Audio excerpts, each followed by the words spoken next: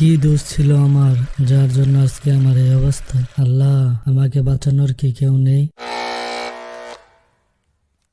রাহুল, মার মার মার, ডান দিকে ডান দিকে। আরে ডাইনে যা। সোজা। আরে ভাই মার তাড়াতাড়ি। রাতুল দেখ, রাতুল সামনে সামনে। আরে সামনে সামনে দুইজন দুইজন।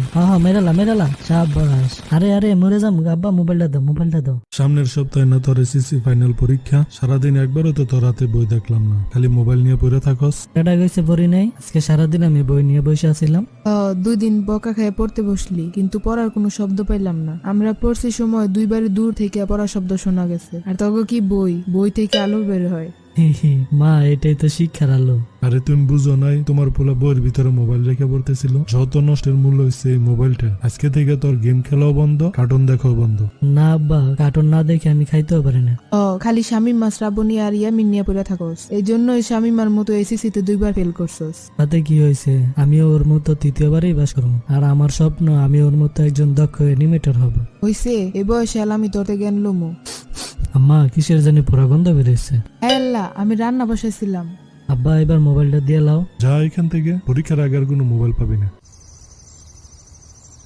যা বাবা, ভালো করে পরীক্ষা দিস। এবার কিন্তু পাশ করতেই হইব। অবশ্যই, আমি এবার A+ পাবোই। তুই পাশ কর, তাহলে চলবে। টানা 2 বছর ফেল করছস। এবার ফেল করলে তোর বাবা কিন্তু বাসা থেকে বের করে দিব। যা, আব্বুকে বল নিয়ে পরীক্ষা দিস। কি যে কও তুমি, বল নিয়ে কি পরীক্ষার হলে ঢুকতে দিব? আরে এই বল সেই বল না, এর মানে বুকে সাহস নিয়ে পরীক্ষা দিবি। আরে মা, সাহস নিয়ে তুমি টেনশন করো। জানো না এলাকার পোলাপান আমার কত ভয় পায়।